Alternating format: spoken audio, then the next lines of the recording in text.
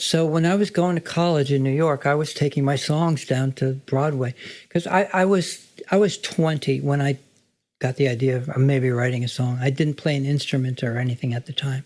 I was painting a house this one summer, and all my friends were interning at like American Can and all these corporations, and I thought, God, they would all hate me. They'd not only not hire me, they'd fire me like the first hour.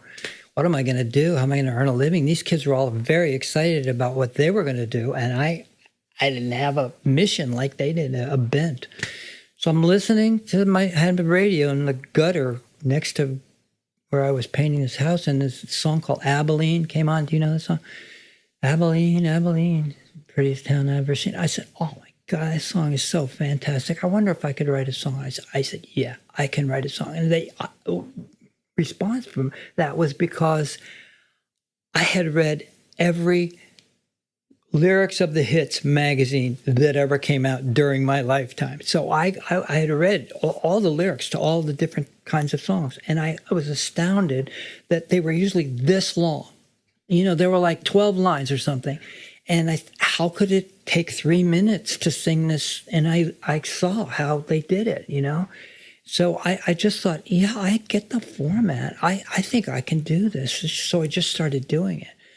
There was a publisher named David Rosner. He was the head of April Blackwood Music in New York, and they had an office in 1650 Broadway, which is right on the corner of 51st and Broadway. His window overlooked Broadway.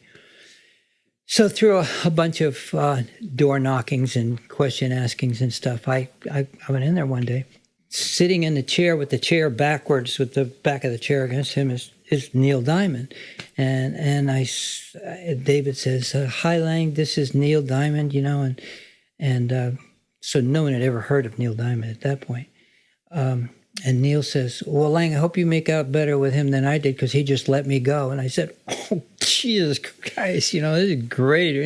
Again, no one's ever heard of Neil Diamond, but the idea of someone being let go was not. They eventually let me go, by the way, too. So they let but he and I don't know. We had some kind of a mini bond. I think we saw each other one or two other times or something like that. And then when I had a song called "Rub It In," which was the first song I ever wrote that earned any money.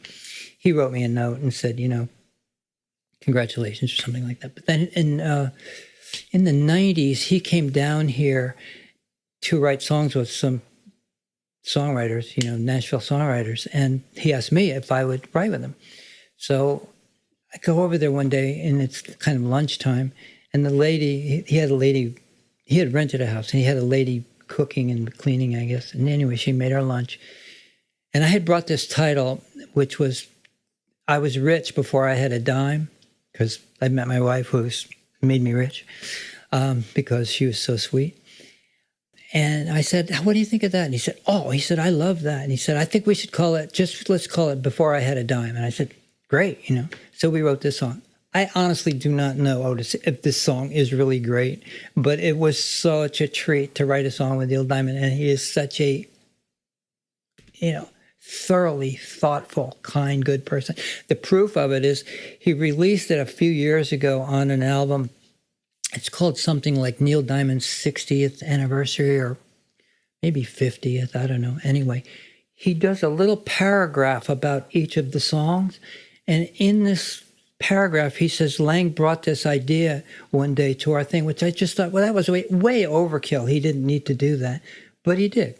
And, goes on to talk about the song. And I'm sure Neil would, that was like his 430th favorite song in history, but it was just so sweet that he bothered to write these notes about each song, including mine, and mention anything about me in it.